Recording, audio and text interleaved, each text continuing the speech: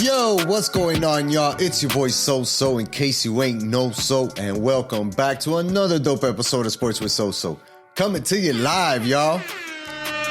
This week, the Heat go up 3-1 and head back to New York for Game 5, so Heat in 5 is still alive. The Panthers, they get their brooms ready as they go up 3-0 on the Toronto Maple Leafs. Talk about a sweep. And lastly, SoSo's F1 experience from this past weekend in Miami was out of this world, and we're going to bring it to you next. It's time to take a ride, y'all. Let's go.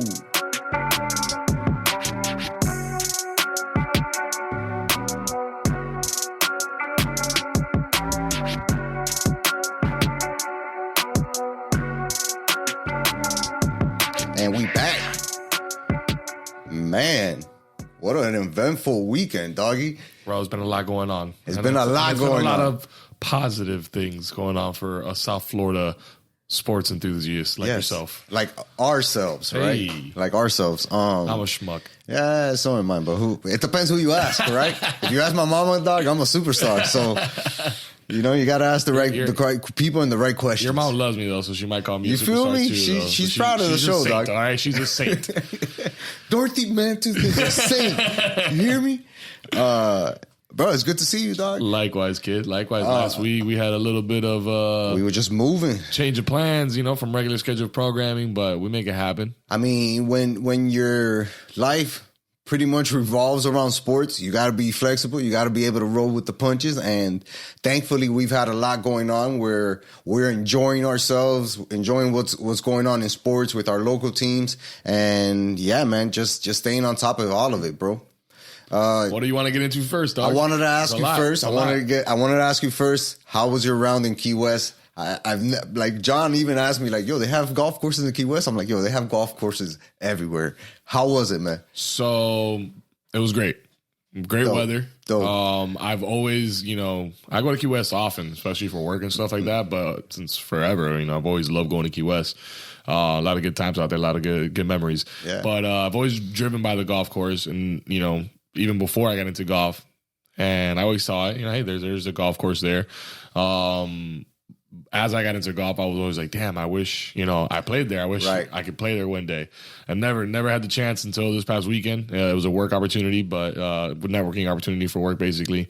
And it was a great time, dog. The weather was great. The course is dope. Really, really good shape. Cool layout. It was fun. We did a 4-man scramble. We had a great time, me and these 3 random other guys. It's always weird playing with randos, dog, because it's more than often, it's a good time.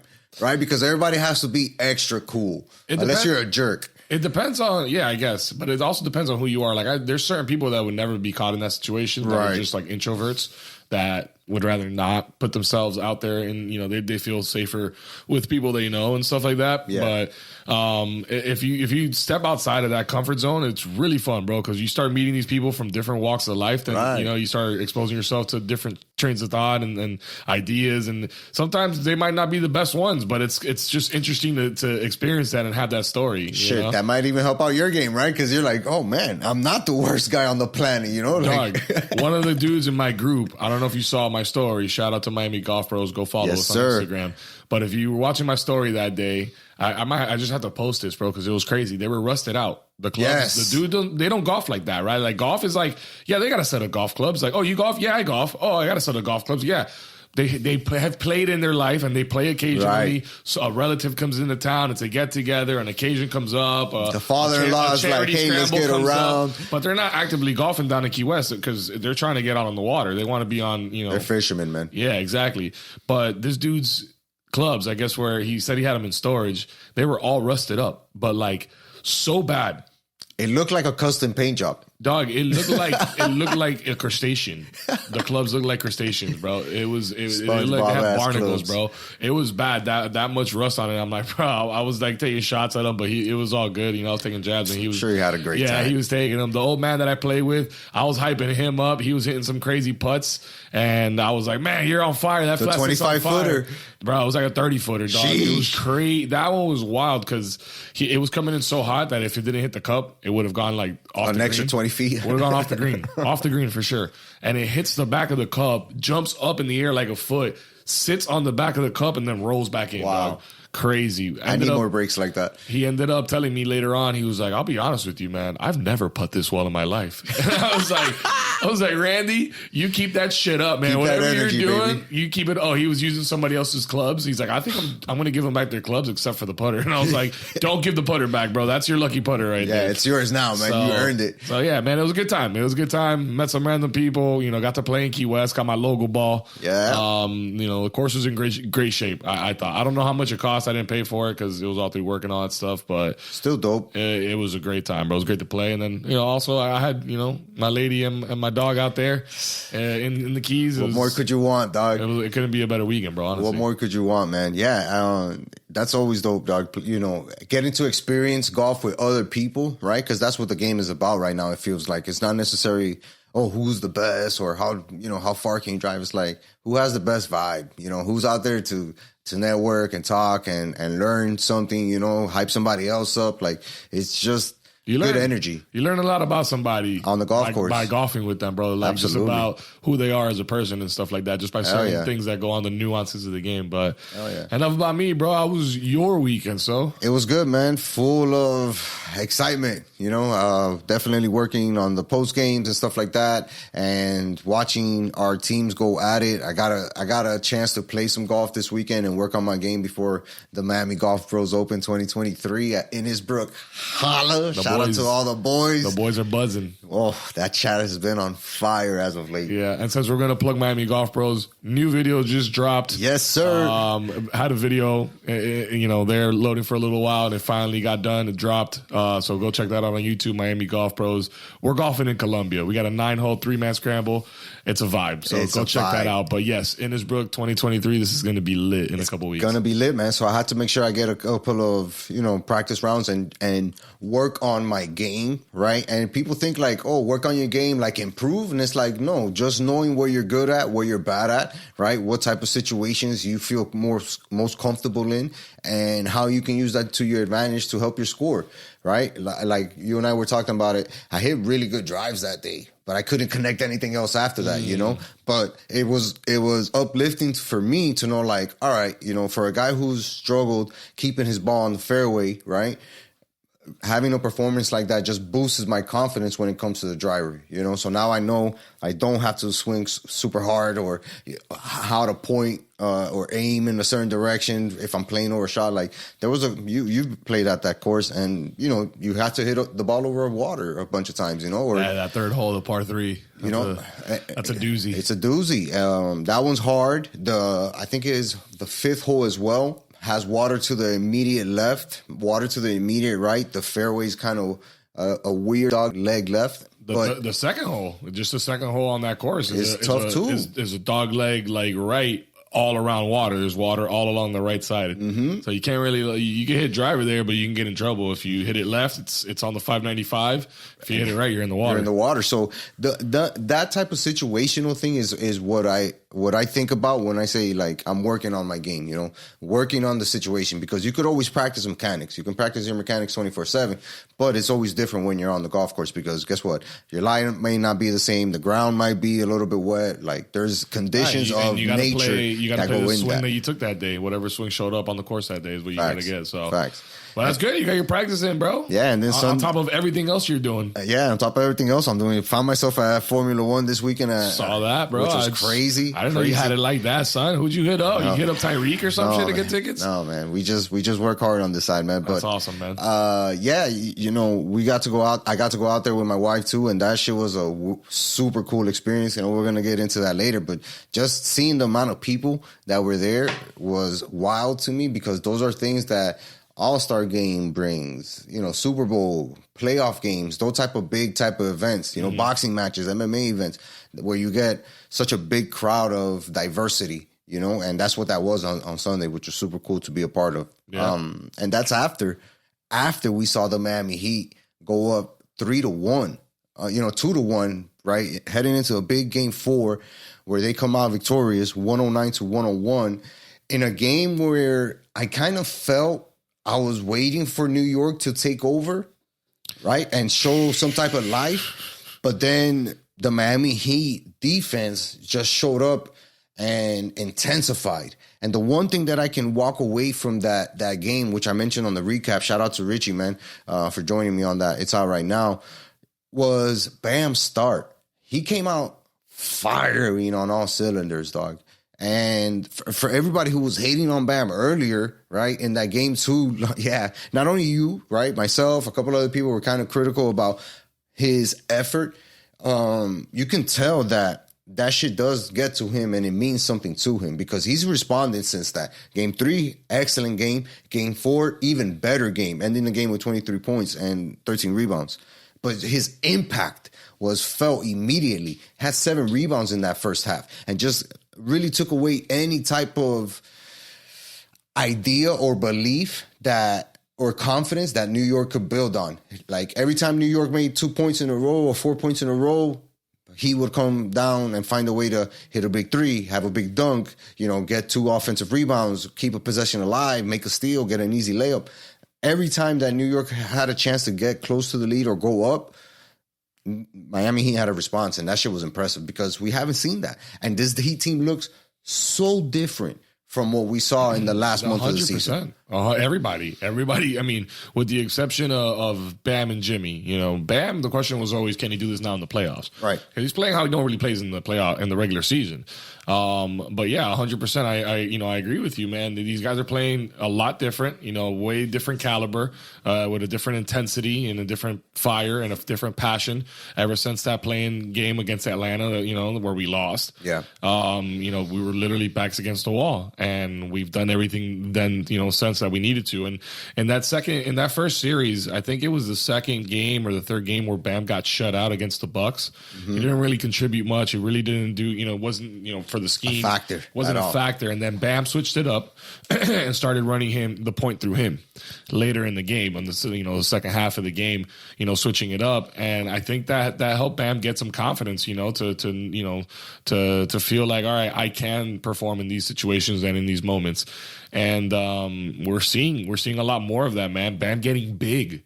And not just kind of hesitating, hitting you with 1, 2, 3 pumps and then going up and just hitting the back iron. Like, no, now he's give me the ball, 1 bounce, going to the rim, and if he gets fouled, that's a 3-point play because he can finish at the rim every single time for us. He's been great from the free throw line this year, man, and it's really helped stabilize his game because now the defense can't just hack him, right, and say, well, we'll send him to the line like we're doing with Robinson and Randall, right? Like anytime those guys are close to the rim, it's like we're gonna foul you. Go earn your points on the free throw line.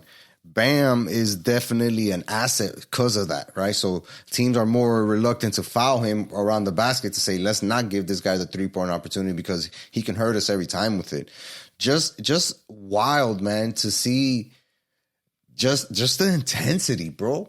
The intensity that the Heat are playing with on offense, on defense, like how much Spo is relying on the rotation. That's one thing that goes unnoticed for the common fan, right? They don't notice the fact that everybody is contributing. Case in point, that game 4, at the half, every single person that the Miami Heat put on the floor had points. Every single person had points.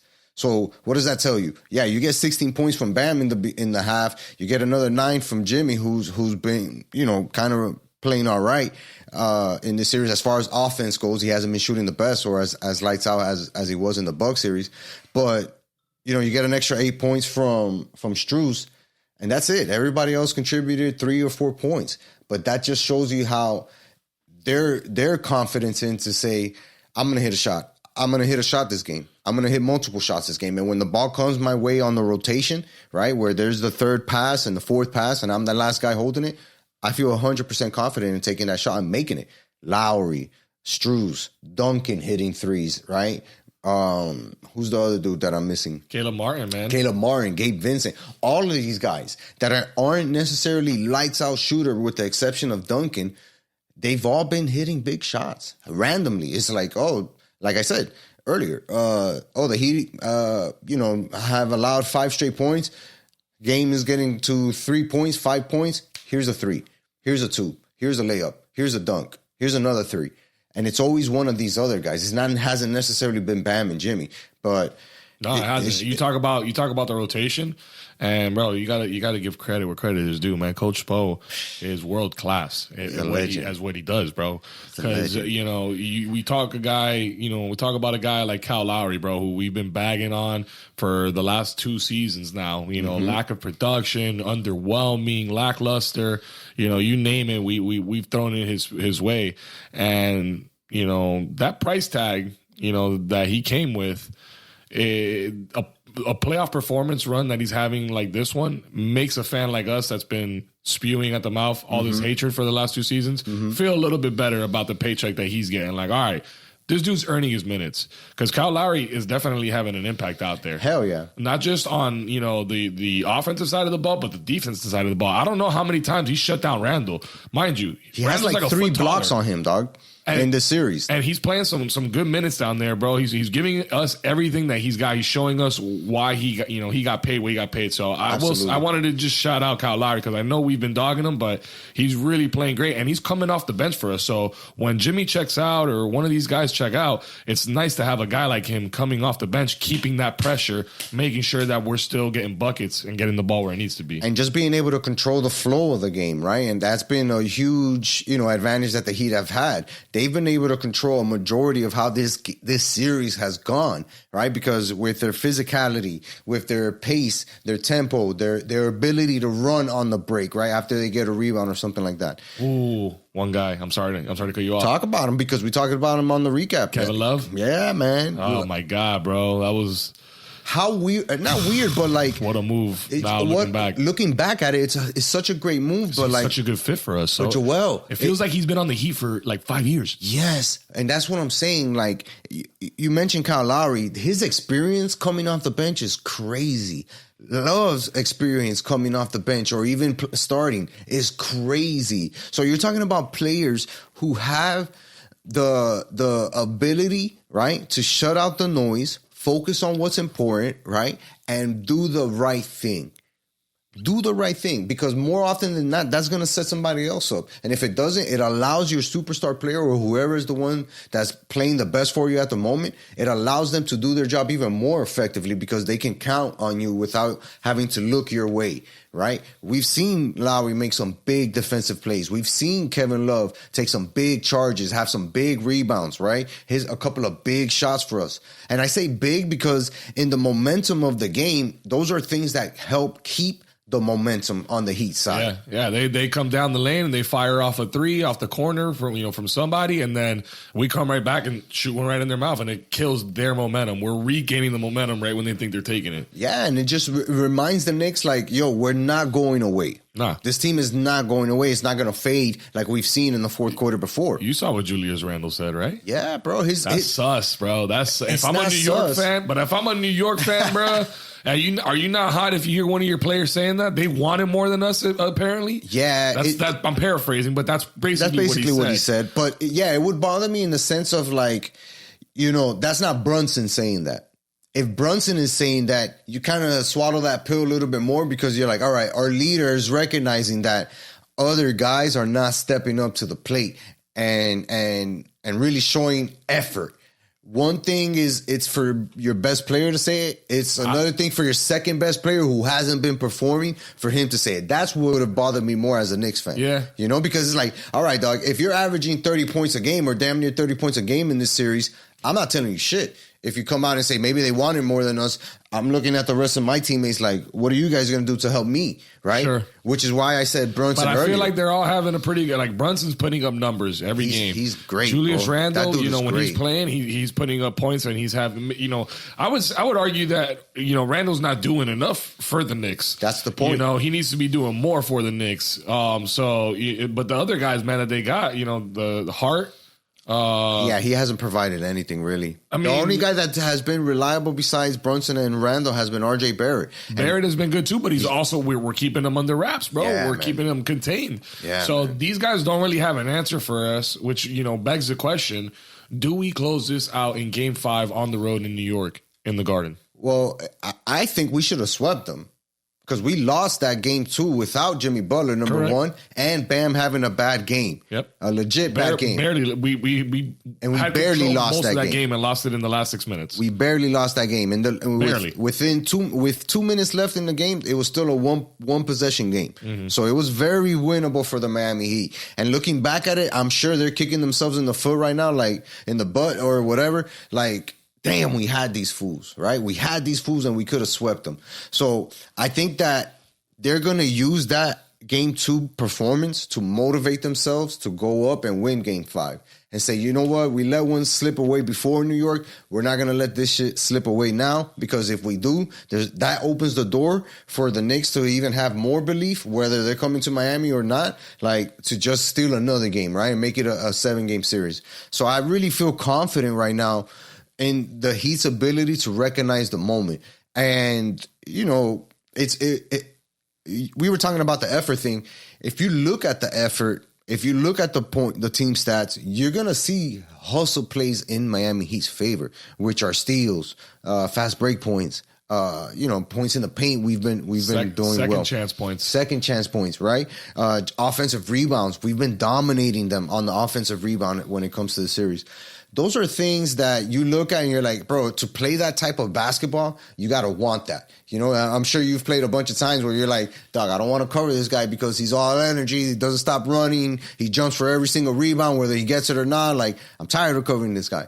And I feel like that's how the Heat are playing. And the Knicks are tired of covering a guy like Strus who's hustling for everything. Tired of covering a guy like Caleb who doesn't stop running. Like Gabe Vincent that leaves it all out. Every single play, bro, he leaves it out there. It's tough to play against. It's tough to play against it, and you're not matching that energy. So I think that energy and that belief is going to keep the hashtag Heat in 5 a real, possibility of happening on Wednesday night, man. I can see us losing the game if their 3 best players go out and each put up 25 single points. A big game from Brunson, a big game from Randall, a big game from Barry, and you get some type of production from your bench. But we haven't seen that production from the bench.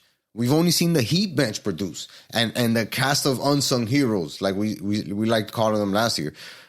That is such a huge advantage, and I don't think any other team right now in the playoffs is playing with that type of confidence when it comes to their role players, when it comes to their bench players. Miami, he has the best bench right now for sure in the NBA playoffs, right? You look at Boston, they struggle sometimes when they have to go to the bench. Philadelphia's definitely struggled. Lakers have struggled when they have to go to their bench. Like all these teams, Golden State has struggled when they have to rely on their role players and bench players.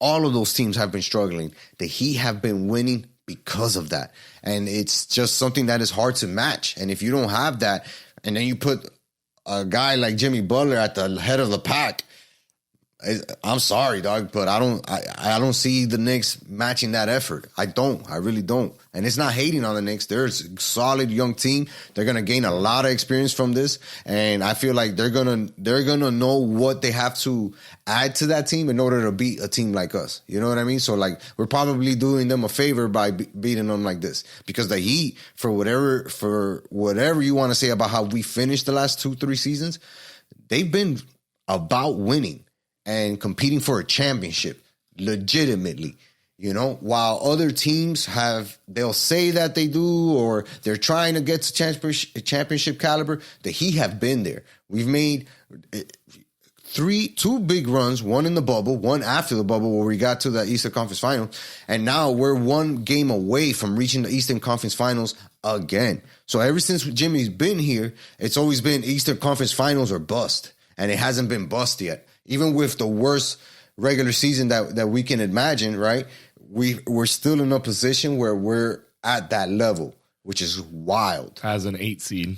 I don't really think we're an 8 seed. You and I know that because the talent isn't that. But still, it is what it is, dog. We're an 8 seed, bro. And we took out a 1. Yeah. And we're very close. 1 game to be exact. We're 1 game away from the Eastern Conference Finals. I think we're gonna do it, dog. And you know what? I said it off camera yesterday with Rich, but depending on, and I don't want to look ahead, right? I really want to get this game 5 on Wednesday, but depending on who the matchup is, one might be a 5-6 game series. The other one might be 6-7 games. But I definitely give the Heat the advantage just based off what I've seen of having the role players. You know, like Jimmy Butler, he's averaging 33 points this postseason, but in the last games that we played against the Knicks, he hasn't gone over 30 points. He hasn't needed to. And he hasn't needed to. Where if you tell me, you know, Boston doesn't get 30 from Jason Tatum or Jaylen Brown, they're probably losing, right? If Embiid doesn't go for 30 or Harden doesn't go for 30, one of those teams are probably losing. Steph Curry doesn't go for 30, Klay doesn't go for 30, and Golden State is struggling. If LeBron doesn't hit 30, Joker doesn't hit 30, Murray doesn't, all these teams are going to struggle. We're the only team that I can sit back and look at, you know, objectively and say, yeah, their superstar player doesn't have to have a superstar game in order for them to win, because they're going to get that extra effort from everybody else. Yeah, because that's how we can win. We need that, because Jimmy can have a 45-point game and we can still lose. Yeah. If it's only Jimmy that's doing anything that night. So in order for us to do well, we need everybody. And that's what we're getting right now, bro. We're getting everybody. A lot of contribution, man. We're getting a collective team effort. I think Greg Popovich will be proud. Yeah. I mean, you speak of Greg Popovich, Coach Spo just joined him and Phil Jackson in the record books. 103 playoff wins with one team. What?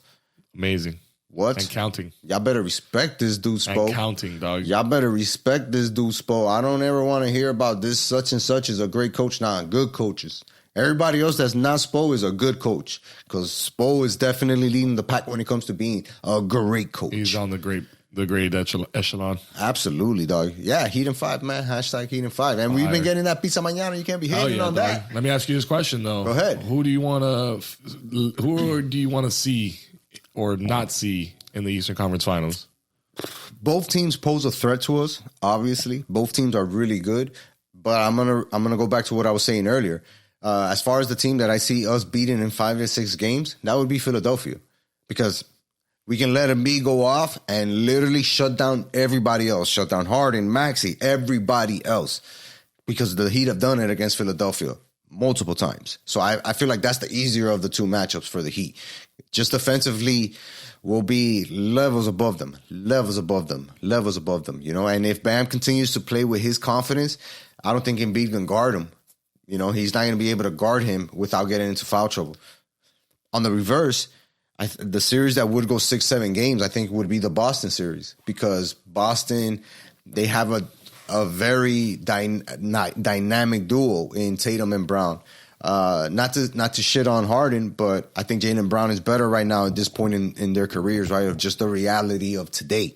And then you throw in a guy like Jason Tatum, who can literally do everything on the court. He can defend, he can hit threes, he can attack the rim. He's given us a lot of trouble. He's given Bam a lot of trouble as far as defense goes. So I would see that series being a little bit harder, but both of these teams are going to look a little bit past the Heat. Not necessarily with disrespect, but just to be like, all right, we expect these guys to be here. Let's take care of business. Instead of saying like, oh shit, they came back. Fuck, we gotta play our absolute best. We can't slip, you know. And I don't think they're looking at us like that right now. For that reason, I want Boston.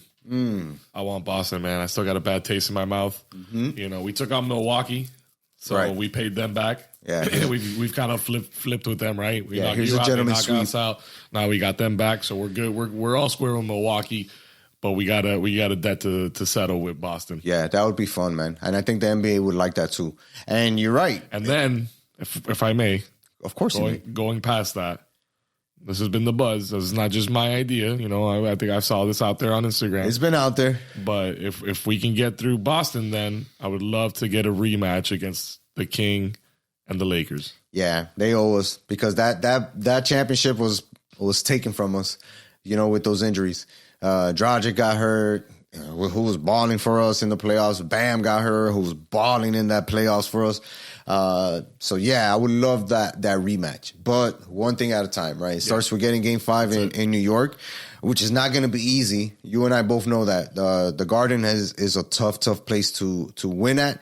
I've been there myself for especially with New York fans, bro, crowding the building. I mean, trust me, the rowdy fans. The game I went to, bro, was rowdy, and it was just a regular season game, dog. You know, and this was when Dwayne Wade was playing. So imagine, you know, like the stakes were high because people want to see a show. So This game 5 is going to be hard, but the Heat are going to take it. The Heat are going to take it. We're going to have that hashtag Heat in 5. And, move on to the Eastern Conference Finals yet again. Love that, bro. Yet again.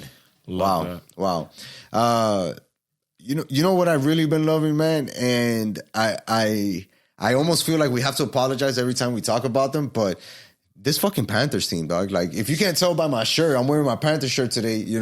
I'm definitely feeling the Panthers right now, dog, because what they're providing, Joel, is beyond excitement. It's literally historic, and it's groundbreaking as far as how this team has been able to overcome a bunch of things: injuries, playing bad, being down, having bad draws, playing again, making the playoffs as an 8th seed in the wild card, surviving that, facing the number 1 seed, beating them, coming back and being down 3-1, and then facing the next best team in the NHL and being up 3-0 on them. And almost every game has been like a comeback where they have to face a real type of adversity. And every time the Panthers have answered the fucking bell. And again, it's funny, we mentioned it earlier, like, oh, if you had $1 million and somebody told you to bet it on the Panthers, you probably would have not betted on the Panthers. You would have said, man, I'll put my money on the Heat. I'll put my money on the Dolphins, make them playoffs again or something like that. But I'm not putting my money on the Panthers. And right now they're making the entire NHL world feel foolish for counting them out. And we have to, apologize to the coach, Mitchell. This dude took a lot of heat.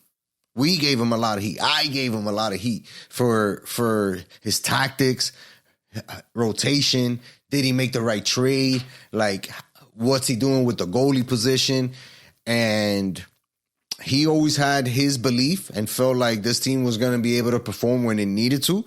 And lo and behold, bro, this team has performed 6 straight playoff wins. Franchise record. We didn't win 6 regular season games in a row. No, guy. That was the concern. That was the reason for our skepticism, going into this. 2 months ago, we didn't know we were going to make the playoffs. And then we do. And we battled it out against the best team in the league and beat them in a 7-game overtime, victory. And now we're just steamrolling, it looks like, through the next best team in the league, the next best team available. And it's looking like the beginning of a freight train that's just starting to take off, and there's no end in sight. Yeah, bro. It's all 3 games that the Panthers have won have been impressive. They win game 1 4-2, get the early lead, and have to again battle some adversity after an own goal. Which was when do you weird. See that? And it even happened, and it happened again in game 3 where Stahl hit the puck, and that's what I was talking about. Oh, that happened in game 3, but in game 1 we had a lot of giveaways that led to them, the Toronto Maple Leafs coming, and getting the lead. But in the third period, it's always like the Panthers know, hey, we have to get it right now. Before this period is over, we have to get it. Win 4-2 on game 1. Come back in Toronto. Win game 2 in Toronto after being down 2-0 in the first period. Bring it down to 1, and then you have the shutout in the second period. Go up 3-2, and then you never look back and play an entire shutout period where your goalie goes on to make every single save from the second period on. So we talk about all the parallels between the Heat and the Panthers. That's something we talk about regularly now, and they keep getting more and more identical. Man, you talk about the Heat being an 8 seed. Yeah, Panthers were an 8 seed. Yeah, taking out the number 1 seed. The Panthers took out the number 1 seed, possibly advancing to their respective conference final on Wednesday if they can close out. Wild. Heat and Panthers, right? Wild. A lot of parallels. Guys that get paid a lot of money. Okay, I talked about Kyle Lowry and finally kind of living up to his paycheck. Well, this guy hasn't been a concern like that, but recently this season has been some question marks around Big Bob's performances. Hell yeah. And what he's been able to do. And as of late, these last 6 games, let me tell you that Big Bob is earning the big bucks for a reason, baby. That guy's getting a pat on the back every single time he walks in. He's like, hey, Bob, you need something? I'm going to go to you want something? And he deserves it because, to go through the scrutiny, right, of being the highest paid player on the team, having the biggest contract, having the biggest and most important position, right? Goalie is the most important position in that sport. Like, you carry that weight with you, and he's done it with class. He's not a guy who's gonna, unleash on the media or like clap back at a reporter or something like that. He's not that type of dude. He's been very diligent about his work and his abilities, and he's just been showing it, bro. And I really like that the Panthers themselves are recognizing it. Like after the Game 3 win, Matthew Tkachuk, who is undoubtedly become our leader, right? Which is weird to say, him having his first season here, but he's taking on that follow me role. I'm going to lead us and allow Barkov to kind of like just silently have one of the best series of his fucking career. Tkachuk just went after the goal by Reinhart, right? In OT to win the game. Tkachuk went straight to Big Bob, and they called it the hug on Instagram and all that stuff. But you can just see how much it meant for an offensive powerhouse like Tkachuk is, right? Who's been scoring goals, assisting goals, like doing everything for this team. And how much appreciation he had for the even more important guy in Big Bob, right? Because it's not an easy thing to deal with, but when you do deal with it, the reward is that much more fulfilling because of what it brings you. It brings the Heat to the Panthers to a 3-0 lead, right? Where they're gonna be able to say, "Hey, we came back on the best team, and then we swept the very next team. Put us in front of whoever. We can play Tampa Bay right now, and it wouldn't matter, dog." It's just incredible how this season has turned out for both of these teams, and even more so the Panthers. I mean, you talk about last season was the first season in franchise history that we even got to the second round, dog. You got it. And now we're 3 games in, and we're perfect this year, looking to make it past the second round for the first time. Bro, with the sweep, Joel. With the sweep. Because like, it's one thing to say, Coño, you won, right? Hey, we won our second round series. But to win it in an impressive fashion, in a dominating fashion like that, where you go on the road in the first 2 games. Team like the Maple Leafs, bro. What? The Canadians invented hockey. You know what I mean? Like, they didn't really do it. Well, they basically did. They're great at it. It's like 2 things, to be Canadian. You got to like maple syrup, and you got to like hockey. Yeah, for sure. That's about it. That qualifies you to be Canadian, I think. But yeah, bro, like, it's wild to see these guys on the cusp of making history. Not only to advance to the Eastern Conference Finals, but in the way that you do it, by sweeping a team. Like, that's not easy to do in hockey, man. In any sport. Any sport. It's not easy to go out there in the playoffs. Yeah, you're talking about any given game. These are professionals. They're going to win. The statistics are going to say they're bound to win one. Hell yeah, man. And just again, bro, the way that the Panthers are going about it, is beyond exciting. It'd be awesome to do it in front of the home crowd, man. Right? And that place was packed. You and I went to that game, dog, this season. No, they have been, bro. Those games have been electric. Shit was lit, dog. Those games have been electric. Couldn't barely see a Toronto Maple Leaf fan in there. Barely. It looked like they were just scattered white shirts here and there. Just impressive, man. Impressive that these guys are going to be able to have a chance to sweep a Toronto Maple Leafs to get into the Eastern Conference Finals. Like, it'd be great, bro. It would be great. One guy I do have to. It could be the start of something beautiful. And what's crazy, Joel, like, we talked about how these franchises, right, between the Panthers, Dolphins, and the Heat, how these franchises are kind of battling for the attention of the South Florida fan, right? You have the Heat with the edge because they've obviously been able to win championships. The Panthers have made moves and been really productive and really competitive in these last 3 years.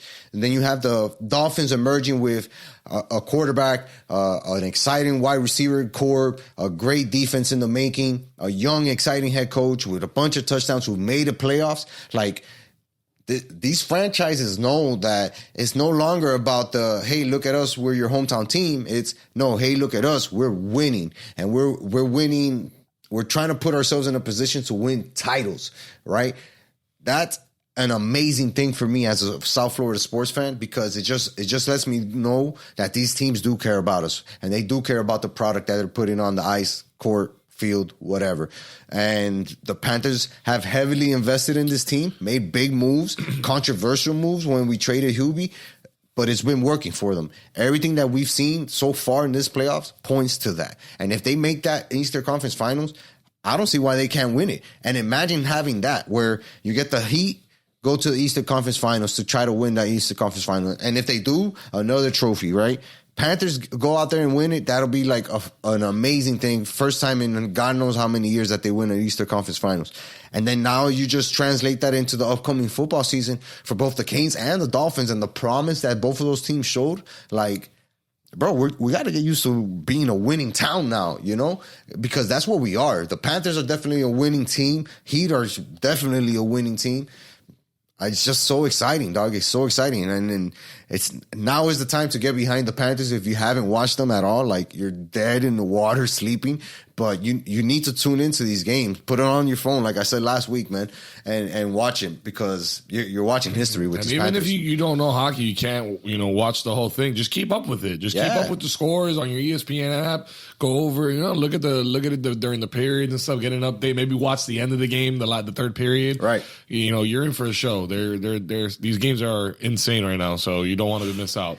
Man, both of these teams with a chance, at the time of you guys listening to this recording Wednesday night, to go to their prospective Eastern Conference Finals after victories. That teams really didn't, like you said, people who get paid a lot of money didn't pick either of these teams to make it that far, and these guys are making it happen. Yeah, but Miami gets no love, bro. South Florida sports get no love. This is why we do what we do, baby. Shout out Sports with SoSo. Now's a good time to like, comment, and subscribe. Tell a friend to tell a friend. Tell a friend to tell a friend to tell a friend. Yeah, dog. Wow. Nah, bro, it's I'm pumped. I'm pumped for tomorrow or today. By the time you're listening to this, tonight is going to be electric. Yeah. 2 TVs running at the same time, 2 big games, elimination games. I mean, what more do you want? I have to mention one last thing about the Panthers before we move on to the F1 stuff. Toronto's playing with a backup goalie this next game. That's 10 goals down their throat. That just, like, I feel bad for the dude, because they're throwing him into a must-win game 4 on the road. Hey, go out there and have the game of your life and stop this juggernaut that's heading towards us.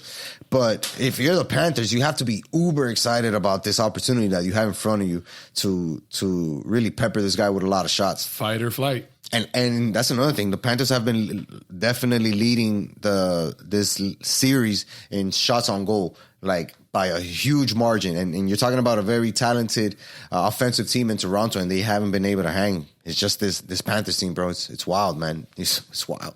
It's wild. Let's wrap up the show with the Formula One race that happened this weekend. If you guys haven't watched the Netflix special or a documentary on it, like, yeah, you need to tune into that. Oh, dog. so many people have told me to get on it and watch it, bro, that. and I'm just like, it's high level drama. I'll get around to it, but I just haven't. But I've heard nothing but great things about the series. It's so exciting because, it's like a very limited sports. There's 20 cars on the field. So that means there's only 20 drivers. So even if you're a great driver, you may not make an F1 team, right? And those guys, what they push themselves through in order to race is wild. You're talking about being way below your body weight, having X amount of G-force on your neck, right? At any given time, you're racing at speeds of 200 miles per hour, taking a turn at 175 miles per hour, like, with a guy on your tail, and, like, you know what I mean? There's so many things happening in that race that you need to watch that Netflix special to kind of get an understanding of it. But I'll tell you one thing. If you're just a a common person or a common fan, and you're like, you know what, I just want to go see the show. You got a hell of a show on Sunday. This weekend was raw because they have the practices on Thursday and Friday that the fans go out to. Lets you get a little bit closer to the cars and like some of the drivers walk around. And then Saturday you have your qualifying where everybody's locked in, right, trying to get a good position on the grid. A lot of things happened throughout qualifying. There was almost 2 crashes. And the guy who won the race actually did one of the worst when it came in qualifying. He ended up qualifying 9th. His teammate ended up qualifying 1st. And the whole thing going into Sunday was like, is Max going to be able to catch Sergio Perez? This dude is just unbelievable, dog, because they essentially have the same car, same setup, same suspension, same tires. They essentially have everything the same, right? Maybe some tweaks here and there, like, no, I like my tire pressure a little bit softer or make the suspension a little bit harder in the front, whatever. But everything else is the same. And this dude, the way he can maneuver that machine, because it's not a car, it's a machine, right? It's a machine that propels people really, really fast. And this dude is one of the best at all times because he came from 9th. About Max Verstappen. Yeah. Okay, I just wanted to make sure. He came from 9th in the grid to 1st. He's been the first guy to do that in over 15 years, to go and win that race from 9th position. Raw. That's raw. And theoretically, you think, oh, that shouldn't be that hard if you're such a good driver and you have a fast car. I mean, bro, there's a field of people. Other there. 8 guys ahead of you are there for a reason. And it's not like they're gonna let you get by them or you have a ton of space to get through. Lewis Hamilton, maybe, was he in this race? He was in this race. He did okay. He ended up finishing in the top 10. I would have thought he would be up there in the qualifying. His car just hasn't had it, man. Mercedes doesn't have it right now. Even his teammate, George Russell, who has, really good season going on so far, he wasn't able to keep up with the Red Bulls. They're way too fast. And even the Aston Martin that was being driven by Fernando Alonso, this dude was driving that machine like no other. He's one of the oldest guys on the circuit. Literally, he's like 37 years old, which is really old for a sport who's usually for guys in their early 20s. But this dude was able to maneuver and get himself into 3rd place, which is really hard to do when you think about Ferraris are in the mix. You got the 2 Mercedes in the mix, and you got a bunch of, you got the McLarens in the mix. And these are teams that are spending uncountless amount of money in order to make their team, and their cars that much more competitive. And none of those guys held a stick to those Red Bulls. And I'll tell you what, bro, as a person, I watched a lot of the races right on TV, and you have an idea of what fast is, right? Because everybody's gone at least 100 miles per hour in a car, right? And that's fast. And that's fast, real fast. And then you think about that and you translate it to like, okay, I'm in a car that's pretty much even with the ground, right? I'm sitting on the floor. I'm going 180 miles per hour and I can't really see anything. I just know what the track is. Left turn, right turn. Okay, now another left turn. All right, slow turn, and then the right turn. Then straight for like half a second. Okay, that shit's crazy. It's crazy. And these dudes are driving 185 miles per hour. So when I was standing with my girl by the track, right, as the race is starting, you can hear them coming, right? The buzz. And then once they come, they're gone. It's that I'm recording this with my phone in 4K, 60 frames per second. If you guys don't know about camera shit, that's really fast. It's catching a lot of stuff. And they look like blurs.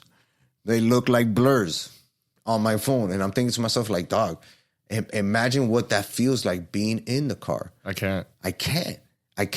And you gotta have your balls on tight I need to really get in that vehicle and push it. With a nice pair of brown pants, I'll tell you that much. My whole suit would have to be brown, dog. Yeah.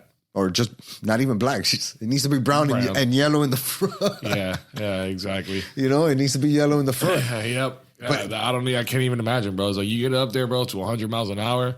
And you start doing, 100 miles an hour straight, that's one thing. But you start turning a little bit, changing a lane or something like that. You start feeling everything a little bit more. Like, I can't only imagine, bro. In an F1 car, dog. I'll never forget that shit, man. Like, I was recording and my phone was shaking. Like, I'm really gripping my hand, dog. Like, I'm gripping it because I don't want my phone to fall, obviously.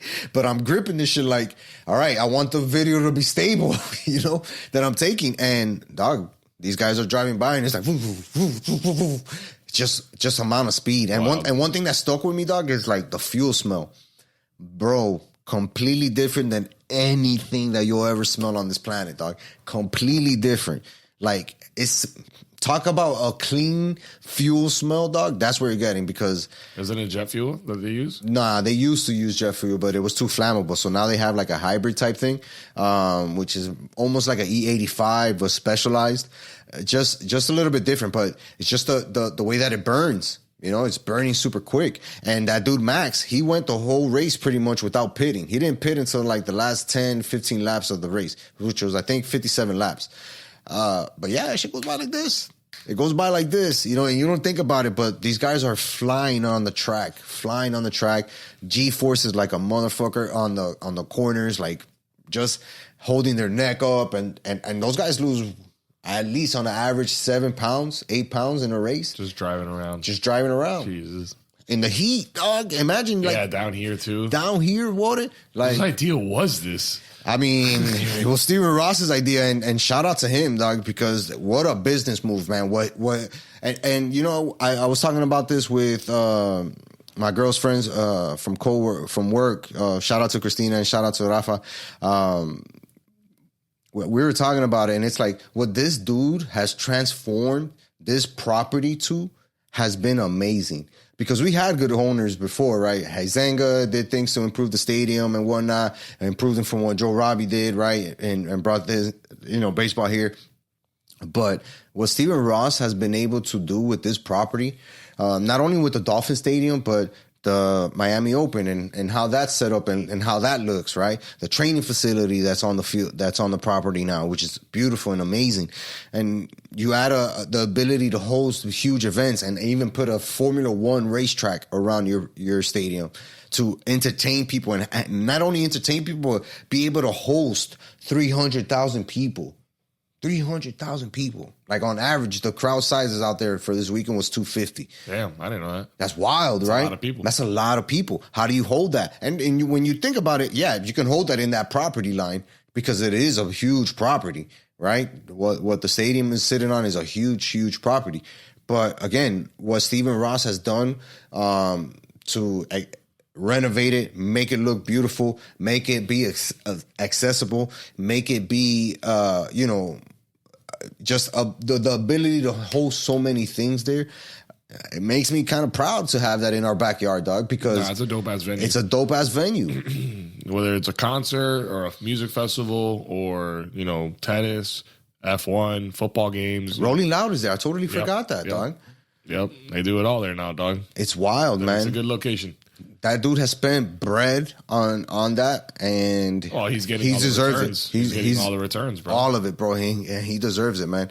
And more importantly, he's been reinvesting that money in the Dolphins, which has been great. And something that I heard on the Joe Rose show today was like, just think of conversations that we've had in the past between ourselves, right? Where like these franchises are fighting for our love. You know, they're fighting for us to buy their merch and wear a Dolphin shirt and buy season tickets and pay for playoff tickets. You know, these guys are fighting for it. And what they're giving us is making it a really, really entertaining fight, man.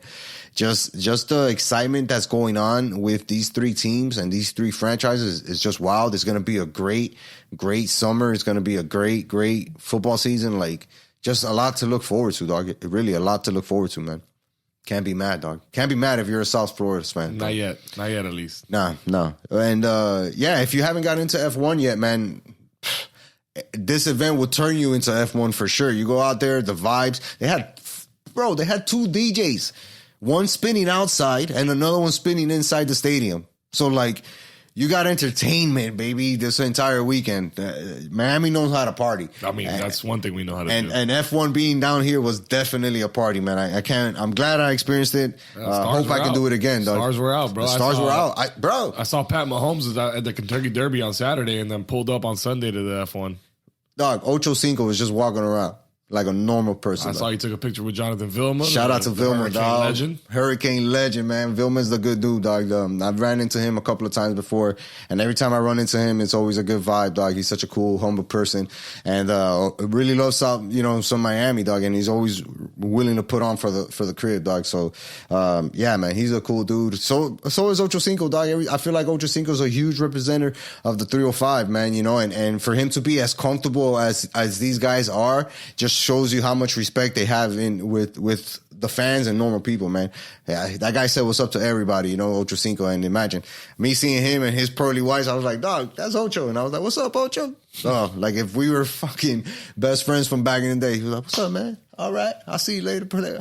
Like, let me in the paddock if you don't mind, dog. Throw me a VIP badge there if you don't mind, dog. But yeah, it was dope, man. A lot of stars, and I saw Jeff Bezos land and take off, dog. Damn. Before it, yeah, private. Come on. When you look at a helicopter and you can tell that that's not your normal helicopter, you're like, that has to be somebody kind of important. Sure enough, I was like, yo, that's Bezos, dog. Did it have the little arrow on it? Nah, I didn't, dog. It was just all blacked out, but it looked like a war machine. But I'm pretty sure that shit has a bed, a bathroom, a walk-in closet on his helicopter. It's Jeff Bezos, dog. But yeah, I saw him land in the training facility and take off. As soon as the race was over, where like they did the podium stuff, he was like, I'm out of here. I'm not standing around for this traffic. Baby, we out. Let's go. The ride's here. Hell no. Ain't got time for that. Yeah, traffic. To make. Yeah. That guy was probably making money there, dog. Always making money. Always, man. Well, it was a vibe, man. Yeah, it was a vibe, dog. But now time. It's time. We've already been doing it out here for so long. We got to get ready to get a lot more content ready for these guys this week, dog. What do we got? We got Heat, Panthers. We also got some MMA this weekend. We got some boxing as well. Not big names, but still entertaining. But more importantly, you got to tell a friend. To tell a friend. To tell another friend. To tell another friend. To tell one more friend to head on over to our YouTube channel and hit that subscribe button. Because then you won't have to miss out on the stuff that we're bringing you. Hit that notification bell and you won't miss out. Absolutely not, man. And until next time, peace.